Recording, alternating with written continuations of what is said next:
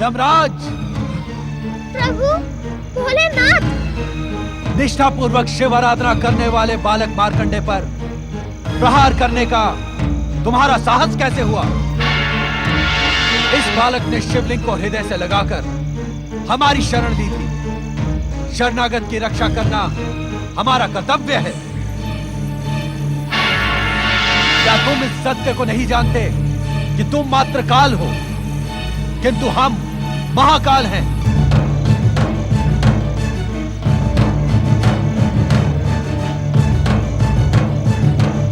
हमारी निष्ठा और भक्ति की चरम सीमा पर पहुंचा ये बालक मार्कंडे शिव कृपा से अवध्य हो गया है। हे शिव शंकर, हे महाकाल, हे भोलेनाथ, मैं तो मृत्यु के अटल नियम का पालन कर रहा था। विधाता के विधानानुसार इस बालक की आयु समाप्त हुई। यदि मैं नियंता द्वारा निर्धारित समय पर आकर प्राण न हरता तो आप हमें कर्म विमुख होने का दंड ना देते? अवश्य देते, किंतु शिवलिंग से निकली ज्वालाओं से आहत यमदूत तथा स्वयं तुम्हारे यमपाश के टूटने पर तुम्हें बालक मार्कंडे की परम भक्ति से उत्पन्न परम शक्ति का ज्ञान क्यों नहीं हुआ? तुम तो कर्मों के आधार पर जन्म और मृत्यु को संचालित करने वाले परम ज्ञानी हो। क्या इस सत्य को नहीं जानते कि इस सृष्टि की रचना हमारी लीला मात्र है? नित्य शिव भक्ति करने वाले का सार्वभौम कल्याण इस सृष्टि और हमारा अटल नियम है। जानता हूं परमेश्वर, जानता हूं। तब तो तुम ये भी जानते होगे कि जो जीवात्मा अपना जीवन मुझ में समर्पित कर देता है वो मेरे आनंद को बढ़ाने वाला एवं मुझे प्रिय होता है। क्या ये सब नीति ज्ञान हमें पुनः दोहराना होगा यमराज? नहीं भोलेनाथ, नहीं।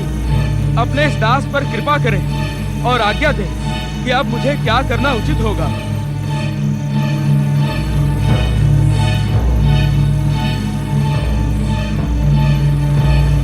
यमराज, मार्कंडे के माता पिता के पुण्य प्रभाव एवं जन्म से ही शिव निष्ठा के कारण अब यह बालक अल्पायु रहा ही नहीं। इसकी अल्पायु का अभिशाप समाप्त हो गया। किंतु विधाता के विधान के अनुसार इसकी अल्पायु स्पष्ट है भोलेनाथ। किंतु उसी विधान में यह भी स्पष्ट लिखा है कि अल्पायु पूर्ण होने पर आप इसके प्राण हरने आएंगे। उसी समय हम दोनों उपस्थित होकर न केवल इसके अभिशाप को समाप्त कर इसे दीर्घायु प्रदान करेंगे, अपितु इसे अमरता का वरदान भी देंगे।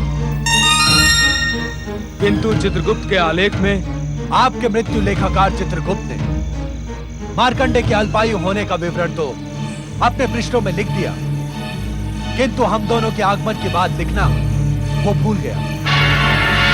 यह भूल अक्षम्य अपराध है यमदेव। अब मेरे लिए क्या आज्ञा है स्वामी? अब आप यमलोक लौट जाएं तथा वहां की व्यवस्था नियंत्रित करें। आपके आलेखों में त्रुटि सृष्टि के अनर्थ का कारण बन सकती है। हमें विश्वास है कि भविष्य में कभी आप कर्म विमुख नहीं होंगे। इस उद्दंडता के लिए मुझे क्षमा करें भोलेनाथ। भविष्य में ऐसा कभी नहीं होगा।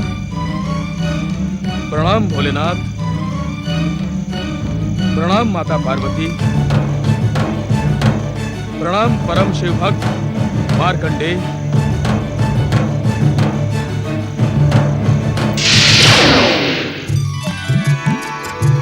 जय हो भगवान भोलेनाथ, माता पार्वती।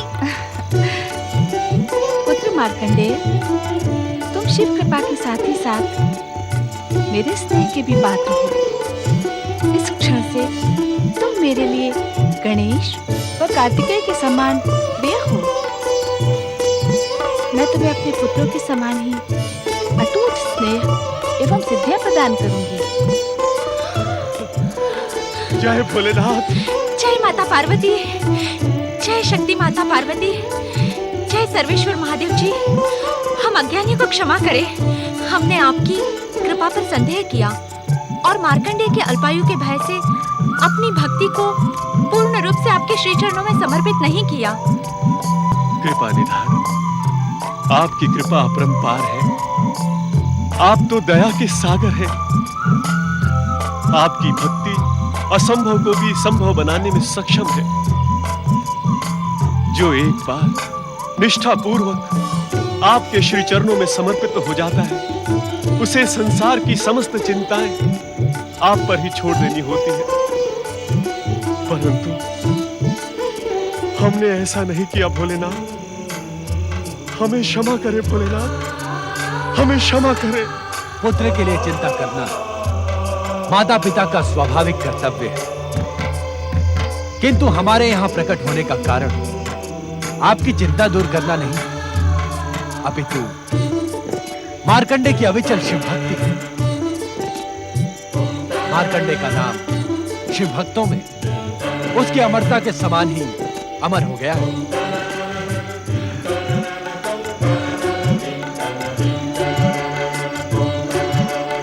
पुत्र मार्कंडेय, तुम मेरी विशेष कृपा के अधिकारी बन गए हो। माता, आपके चरणों में एक विनम्र निवेदन प्रस्तुत करने का इच्छुक हूँ माता। अवश्य पुत्र। माता, दुष्ट दैत्यों का अंत करने वाली आपके शक्ति स्वरूप की कथा मुझे बहुत प्रिय है माता। शांत क्यों हो गए मार्कंडे? अपनी इच्छा निसंकोच कहो। यदि आप दोनों का आशीर्वाद हो तो मैं माता की दया, माया और शक्ति स्वरूप का वर्णन एक ग्रंथ के रूप में लोक कल्याण के उद्देश्य से करने का इच्छुक हूँ। तुम्हारी कल्पना एवं इच्छा अत्यंत सुंदर है पुत्र मार्कंडे। इसे साकार करने के लिए हम तुम्हें आशीर्वाद देते हैं कि तुम्हारे द्वारा रचित ग्रंथ न केवल मार्कंडे पुराण के रूप में जगत विख्यात होगा, अपितु आने वाले भविष्य में शक्ति स्वरूपा दुर्गा के भक्तों की भक्ति एवं प्रेरणा का स्रोत बनेगा। पुत्र मार्कंडेय, भविष्य में तुम्हारे द्वारा रचित मार्कंडेय पुराण का मनन, पाठन एवं श्रवण करने वाला व्यक्ति मेरी विशेष कृपा का अधिकारी एवं मेरा परम भक्त कहलाएगा।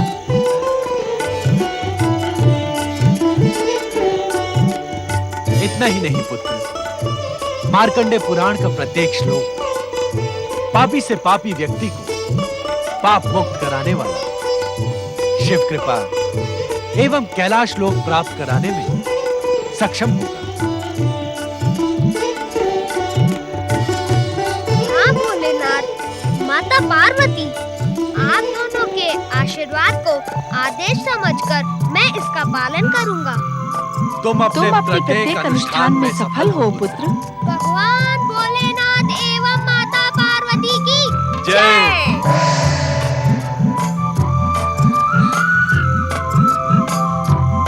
पुत्र मार्कंडे की जय। अमर मार्कंडेय का जय घोष शिव कृपा का परिणाम था।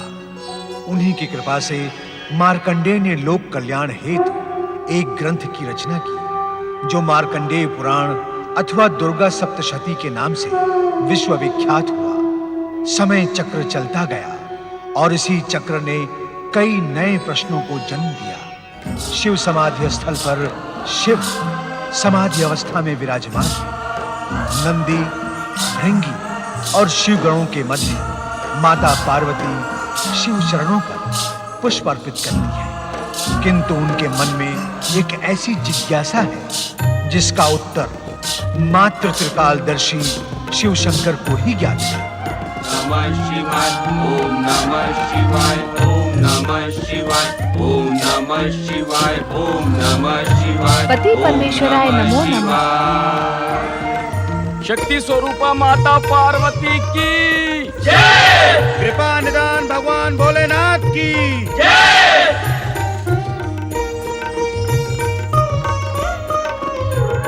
देवी पार्वती, आप हमसे कुछ कहें या न कहें, आपके मनमोहक अति सुंदर दोनों नयन ये स्पष्ट बता रहे हैं कि विगत रात्रि से आप हमसे पूछे जाने वाले एक प्रश्न को लेकर व्यग्र हैं। सर्वेश्वर, निस्संदेह विगत रात्रि को मेरे मन में उठने वाली जिज्ञासा ने मुझे निद्रा से विचलित कर दिया है।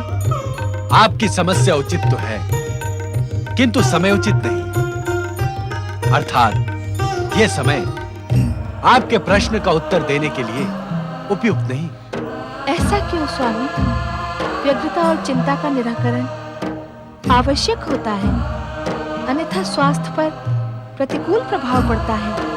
व्यग्रता तथा चिंता को आपने स्वयं आमंत्रित किया है देवी, अन्यथा हर प्रश्न का उत्तर तो आप स्वयं हैं।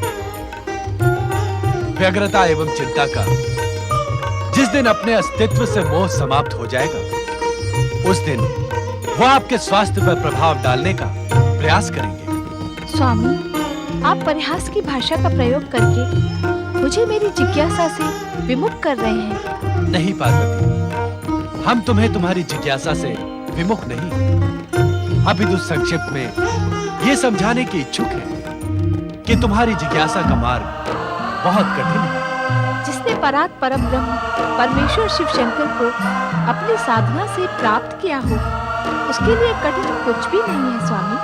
किंतु ये इतना सहज नहीं है देवी। आपके लिए असहज हो भी क्या सकता है स्वामी? देवी, तुम अपनी जिज्ञासा में उस ब्रह्म ज्ञान को प्राप्त करने की इच्छुक हो, जिसे पाने के लिए बड़े बड़े ऋषि मुनि कई कई युगों तक तपस्या और साधना करते हैं, परंतु उनमें से किसी भाग्यशाली को ही ब्रह्म ज्ञान प्राप्त होता है। किंतु ये शिव की शिवा के साथ अन्याय तो नहीं होगा? अन्याय? हाँ स्वामी। देवी, तुम उस शिव पर आरोप लगा रही हो जो अपने अर्धनारीश्वर स्वरूप में ही सर्वाधिक गौरवान्वित हुआ है। आज तक यही सोचकर मैं संतुष्ट हो जाती थी स्वामी, किंतु आज वो भ्रम भी टूट गया। पार्वती, क्या आप ये बताने की कृपा करेंगे कि आपके गौरवान्वित अर्धनारीश्वर स्वरूप में मेरा स्थान क्या है? ये कैसा विचित्र प्रश्न पूछ रही हो तुम? जो स्थान शरीर में आत्मा का है, वही शिव में शक्ति का है। अर्धनारीश्वर रूप के पूर्णता का आधार तो तुम ही हो अर्धांगिनी। आपने अर्धनारीश्वर स्वरूप धारण क्यों किया था? तुम्हारे ही प्रश्न का उत्तर देने के लिए, संसार के पुरुष समाज को यह बताने के लिए कि नारी पुरुष की दासी नहीं, अपितु पूरक है, समकक्ष है। शिव ही नहीं, प्रत्येक पुरुष में नारी और प्रत्येक नारी में पुरुष का अंश समाया रहता है। अर्थात नारी पर अत्याचार अन्याय करके पुरुष स्वयं अपने पर ही अत्याचार करता है। अर्थात इस समय आप स्वयं अपने पर अन्याय एवं अत्याचार कर रहे हैं। स्पष्ट कहो शिवा। स्वामी, शिव की शिवा किसी ऋषि मुनि तपस्वी से कम है क्या? ये कैसा अन्याय है स्वामी कि अर्धनारीश्वर स्वरूप का पुरुष ब्रह्म ज्ञानी और नारी? तुम्हारी चतुराई प्रशंसा के योग्य है पार्वती। तर्क और शास्त्रार्थ में उदाहरण अच्छे हैं। ये मेरे प्रश्न का उत्तर नहीं है स्वामी। हम तुम्हें ब्रह्म ज्ञान अवश्य प्रदान करेंगे, किंतु क्या स्वामी? किंतु इसे प्राप्त करने के लिए तुम्हें अपनी शक्ति को केंद्रित करना होगा। तपस्या और योग में जब शरीर शांत और मन परम तत्व में केंद्रित होकर ब्रह्म ज्ञान पाने को उन्मुक्त होता है, तभी ब्रह्म ज्ञान प्राप्त करने की पात्रता प्राप्त होती है।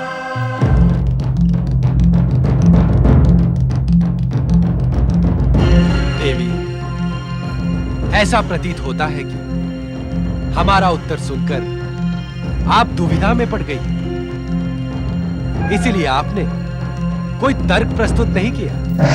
ओम नमः शिवाय। प्रणाम माता, प्रणाम भोलेनाथ। माता, क्या आपका ये सेवक आपकी खिन्नता का कारण जान सकता है? नारद, देवी पार्वती आज अकारण ही उदास हो गई है। अकारण? हाँ नारद, देवी पार्वती हमसे ब्रह्म ज्ञान पाने की इच्छुक थी, जिसके लिए इन्हें योग के माध्यम से तपस्या में लीन रहना होगा। इतना सुनकर ही ये उदास हो गए। नारायण नारायण। भोलेनाथ, कैसा विचित्र संयोग है। मैं भी आज आपसे ब्रह्म ज्ञान प्राप्त करने की आशा लेकर ही यहाँ उपस्थित हुआ हूँ। इस संयोग में विचित्रता के साथ ही साथ कई संकेत भी छिपे हैं नारद। भोलेनाथ, आपके कथन से तो ऐसा प्रतीत हो रहा है कि आप मुझे युगों पूर्व घटित उस घटना का स्मरण करवाने के इच्छुक है, जब मुझे ब्रह्मज्ञान का मिथ्याभिमान हो गया था, और तब आपने मुझे वानर मुखी बनाकर दंडित भी किया था। विश्वास करें भोलेनाथ, तब से अब तक मैं ब्रह्मज्ञान प्राप्त करने के लिए व्यग्र हूँ। आज वो अवसर आया है। माता के साथ साथ मुझे भी ब्रह्मज्ञान प्रदान कर कृत्य करें। नहीं नारद, पार्वती को तो हमने ब्रह्म ज्ञान प्राप्त करने का मार्ग बता दिया, किंतु तुम हमसे ब्रह्म ज्ञान प्राप्त करने के अधिकारी नहीं। आपसे ब्रह्मज्ञान प्राप्त करने का मुझे अधिकार नहीं? ऐसा क्यों भोलेनाथ? गुरु बिना ज्ञान नहीं नारद। अपने गुरु को छोड़कर जो व्यक्ति अन्य किसी से ज्ञान प्राप्त करने का इच्छुक होता है, वो अपने गुरु का अपमान तो करता ही, साथ ही अपने लिए ज्ञान प्राप्त करने की पात्रता भी खो देता। और इस सत्य को तुम भली भांति जानते हो नारद। ब्रह्म ज्ञान की प्राप्ति के लिए तुम अपने परम ज्ञानी गुरु बृहस्पति की शरण में जाओ। गुरु बृहस्पति?